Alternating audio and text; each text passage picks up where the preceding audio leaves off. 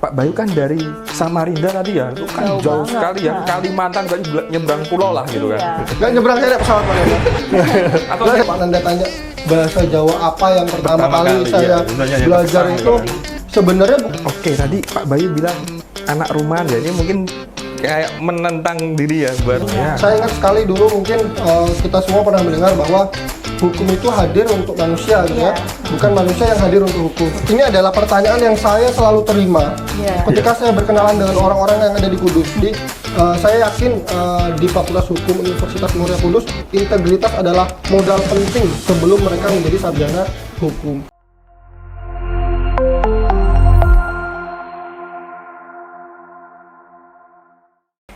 Wah, ini baru ya Bu ya? Baru sih, kayaknya baru setahun kalau saya dengar-dengar. Oh, ini ruang apa ya? Ini itu ruang, kalau nggak salah digital law corner. Kan ini pojok nih Pak. Jadi ini tuh maksudnya pojok hukum untuk nanti wadah bagi fakultas hukum kita ini untuk memberikan wadah mengenai kemahasiswaan, akademik, terus promosi itu nanti kita lakukan di sini. Gitu. Tuh ya. Tapi ngomong-ngomong, kalau nggak difungsiin juga sayang ya. Ya sayang dong Pak, pasti. Kira-kira kita ngapain ya di sini ya? Kalau cuma duduk berdua kayaknya sepi nih. Kita sebenarnya enaknya ngobrol-ngobrol nih, tapi kalau cuman berdua kan Kurang seru kan? kurang dong. Ya, iya makanya. Pak Nanda ada teman nggak? Saya nggak ada. Loh, nggak ada? Nggak ada. Ya udah saya panggilin teman saya ya. Oke. Oke. Waduh. Halo semuanya. Halo semuanya. Bu Fitri dan Pak Nanda. Iya. Ini siapa Bu Fitri ini? Kok tahu-tahu muncul ya? Ini teman saya, Pak Bayu. Hah? Pak Siapa? Bayu coba diterangkan siapa nih gitu. Biar Halo Pak Nanda, Ya, Bu Fitri, halo, Fitri. semuanya yang ada dimanapun berada, perkenalkan nama saya Bayu Arianto. Saya salah satu staf pengajar di Fakultas Hukum Universitas Muria Kudus saat ini. Saya asalnya Pak Nanda dan Bu Fitri, saya berasal dari Kalimantan Timur, Samarinda. jauh banget ya. Tahu nggak Samarinda di mana? Tahu. Itu ya? IKN ya benar. Nah, Oh, itu ya, Nusantara, IKN, betul. betul. Itu provinsinya ada di Kalimantan Timur.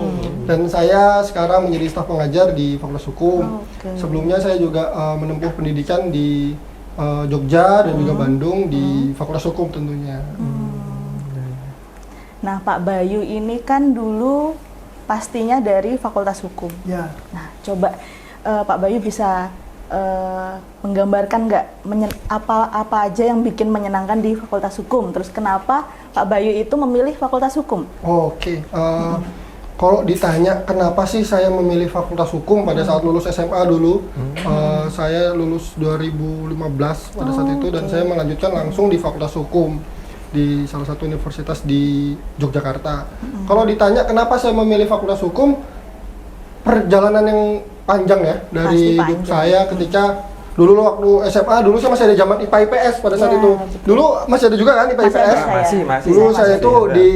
di bidang IPA kuliah sekolahnya dan ketika itu saya memang maunya jadi arsitek sebelumnya. Oh, Tapi ada perbincangan terus saya ketika kelas 3 saya lebih senang berbicara dengan ayah saya terkait bagaimana sih seharusnya negara itu menjalankan pemerintahannya dan lain-lainnya. Terus ayah saya juga merekomendasikan saya untuk berkuliah di Fakultas Hukum. Kalau ditanya apa sih yang menyenangkan? Wah, banyak sekali yang Banyak menyenangkan di sekali Fakultas pasti. Hukum. Kita belajar banyak hal. Jadi saya orang yang bersyukur dan bahagia sekali bisa memilih dan berkuliah di Fakultas Hukum. Oke. Oke, tadi menarik ya. Jadi awalnya Pak Bayu ini jurusannya IPA ya? Ya, Tapi ketika kok tahu-tahu kok loncat ke hukum. Ya, Ya. meskipun kalau secara keilmuan hukum itu juga nggak masuk IPA atau Ya. IPS. Ya, menurut betul. saya, ya kan?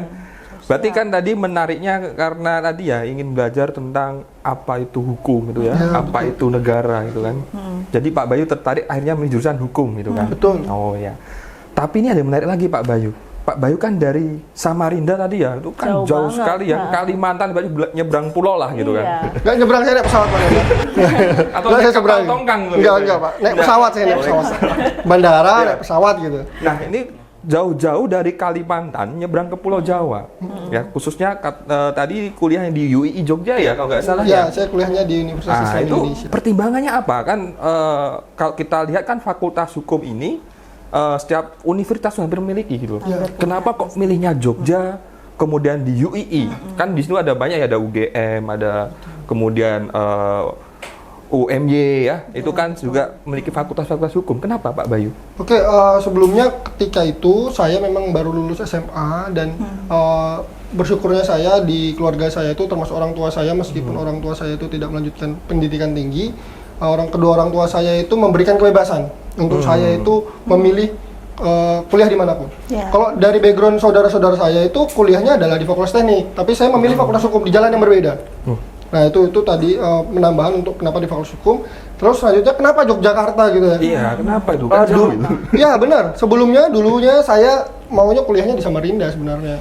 Cuman bagi ayah saya sampai sekarang itu mungkin peradaban keilmuan itu saya pribadi dan keluarga saya masih memahami bahwa di Jawa lah gitu. Dan kenapa di Jogja itu terkenal dengan kota pelajar, Pak. Terus saya itu memang belum pernah keluar rumah untuk sekolah. Jadi tempat yang merasa tepat untuk saya untuk belajar, merantau dan lain-lainnya mungkin Yogyakarta. Kenapa? Ya tadi karena tujuannya untuk belajar. Dan kenapa di salah satu universitas swasta di Jogja gitu ya? Kenapa nggak yang lainnya?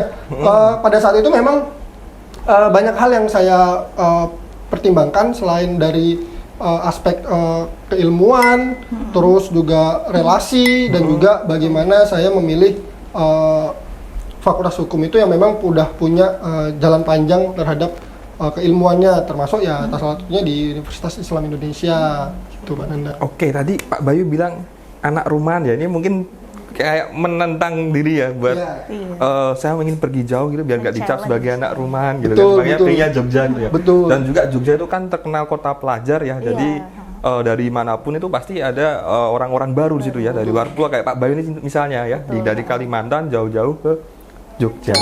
Gitu. Nah, selama kuliah itu kan pasti Pak Bayu tidak ingin menginginkan kesempatan kan. Nah, selama kuliah itu Pak Bayu ngapain aja sih untuk mengisi hari-harinya gitu? Oke, saya juga datang ke Jogja itu sendiri, nggak diantar orang tua. Saya hanya bawa koper gitu datang ke Yogyakarta sendiri di kota orang di Yogyakarta. Jadi hari-hari saya itu masih belum kenal siapapun. Jadi kalau ditanya ngapain aja sih lama kuliah, pertama saya membangun lingkungan saya. Saya berteman dengan siapa, mencari teman, mencari kenalan. Tadi Pak Nanda juga udah sampaikan bahwa di Jogja itu berbagai macam orang berasal dari beragam wilayah di Indonesia, dari ujung barat hingga ujung timur ada di Jogja. Dan saya bahasanya kalau waktu kuliah ngapain aja sih? Pertama ketika awal-awal kuliah memang saya mencari lingkungan, pertemanan dan lain-lainnya. Namun udah beberapa kali kuliah saya sudah mulai membangun mau apa sih saya kuliah itu. Jadi saya udah memulai menyiapkan untuk perkuliahan, terus apa yang akan saya perlukan untuk ketika nanti lulus. Pasti saya juga mengikuti berbagai macam organisasi yang pastinya menunjang keilmuan saya itu di Fakultas Hukum gitu. Oke. Pak Bayu ini mau nanya. Kan Pak Bayu kan dari luar pulau ya, datang ke Pulau Jawa. Nah ini pasti kan permasalahan utamanya juga adalah komunikasi. Komunikasi ya. Biasanya kalau orang baru kan nggak tahu bahasa Jawa itu kan. Kira-kira pertama kali bahasa Jawa apa yang Pak Bayu pelajari di sini di Yogyakarta itu kira-kira? Jangankan di Jogja Pak ya. Saya juga mau cerita kalau saya kan berangkat dari Samarinda itu kan 2015, meskipun di sana juga banyak orang Jawa. Tapi kalau Pak Nanda tanya bahasa Jawa apa yang pertama kali saya belajar itu sebenarnya bukan bahasa Jawa, tapi sebutan yang itu biasanya dilakukan di Jawa, di Jogja gitu. Itu Bangjo. Bangjo itu ternyata abang hijau. Itu ternyata lampu merah gitu. Tapi bahasa yang saya temukan di Jogja, terus berbagai macam bahasa, termasuk bahasa-bahasa luar Jawa juga yang teman-teman dari daerah lain itu temukan. Jadi banyak beragam bahasa yang saya temukan. Ya itu sederhana tapi penting. Biasanya buat ancer-ancer jalan Bu Fitri ya. Benar. Kemudian tadi kan Pak Bayu kan kuliah di Fakultas Hukum ya. Nah kalau kita tahu hukum itu kan memiliki bagian bermacam-macam. Misalnya ada bidang-bidangnya gitu kan.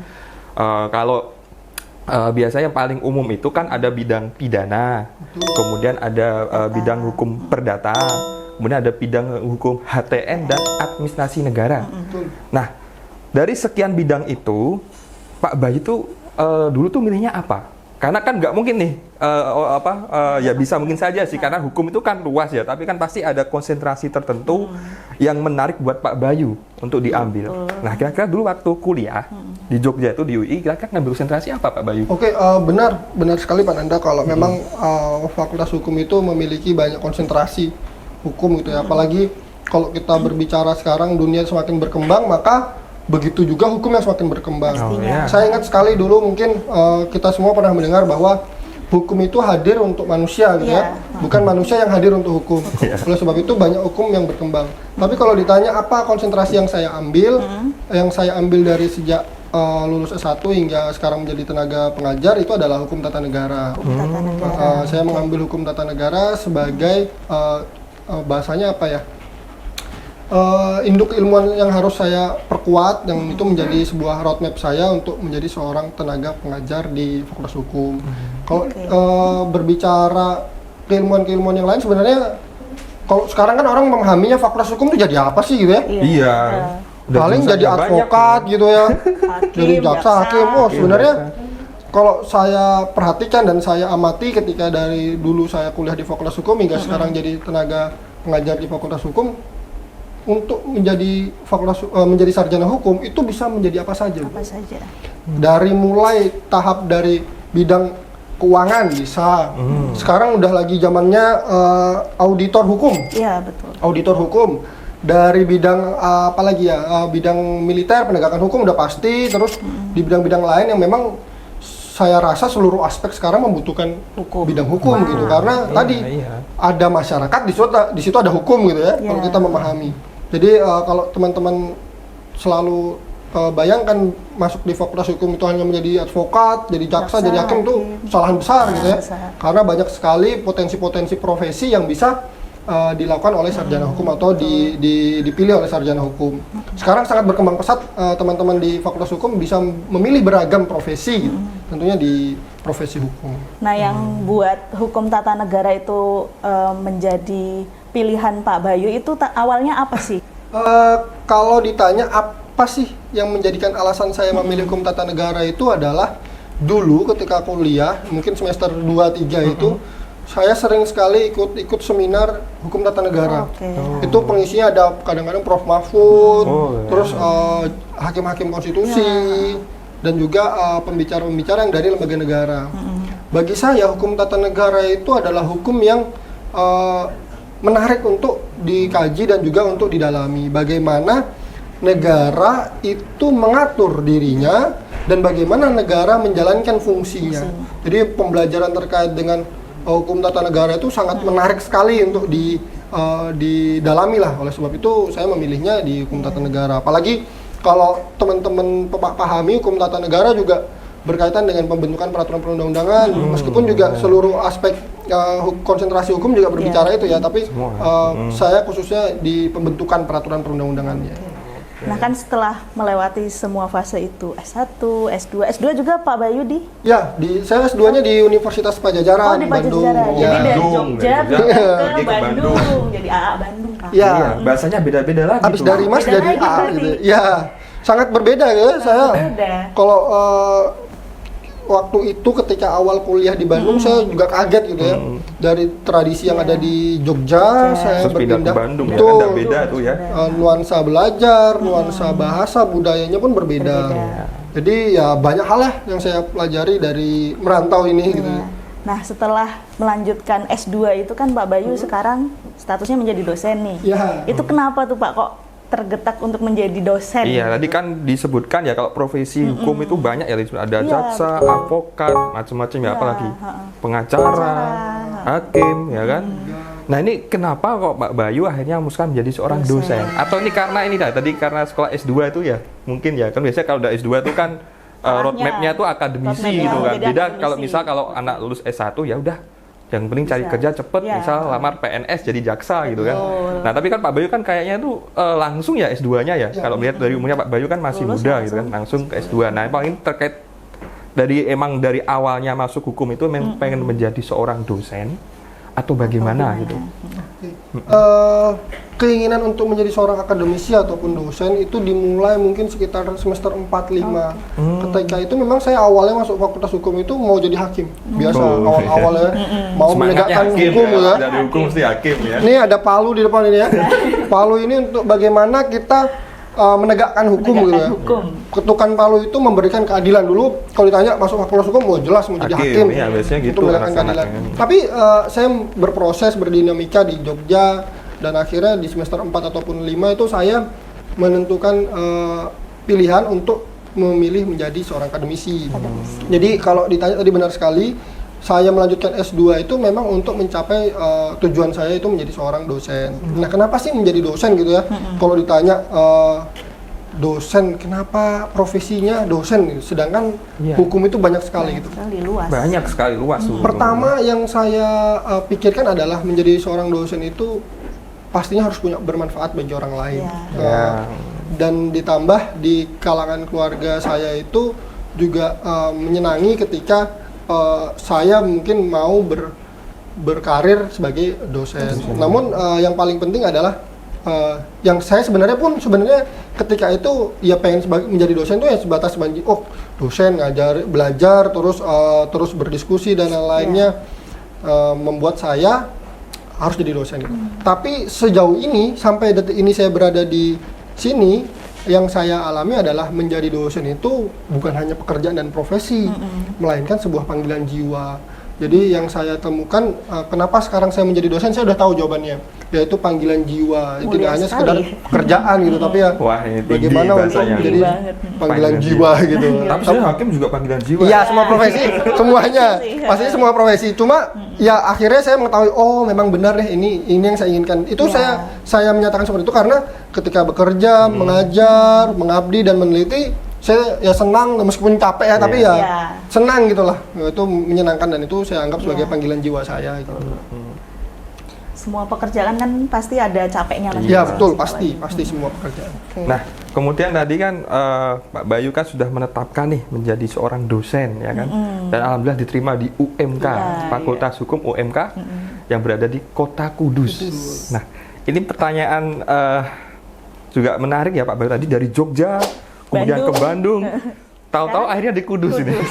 Dan ini kenapa kok Pak Bayu bisa menjadi dosen di Universitas Muria Kudus ya? Ibaratnya itu kan kalau dari jalan ceritanya tadi ya dari Samarinda ke Jogja ke Bandung, kok tahu-tahu bisa sampai ke Kudus. Padahal Kudus pulang ke Samarinda. Iya, mungkin mengabdi lagi ke daerahnya gitu. Betul. Kenapa kok bisa sampai menjadi dosen di Universitas Muria Kudus ya di Fakultas Hukum ini? Kenapa ini Pak Bayu? Ini menariknya kenapa ini? Saya ke teman-teman ini saya bingung juga kan gitu. Bisa gitu. Betul. Oke, menarik ini adalah pertanyaan yang saya selalu terima ketika saya berkenalan dengan orang-orang yang ada di Kudus. Ditambah saya asalnya dari Samarinda gitu ya. Ketika tadi saya mengatakan bahwa menjadi seorang dosen itu adalah panggilan jiwa, dan ditanyakan kenapa menjadi dosen di Fakultas Hukum Universitas Muria Kudus yang ada di Kabupaten Kudus, saya mengatakan ini adalah panggilan takdir.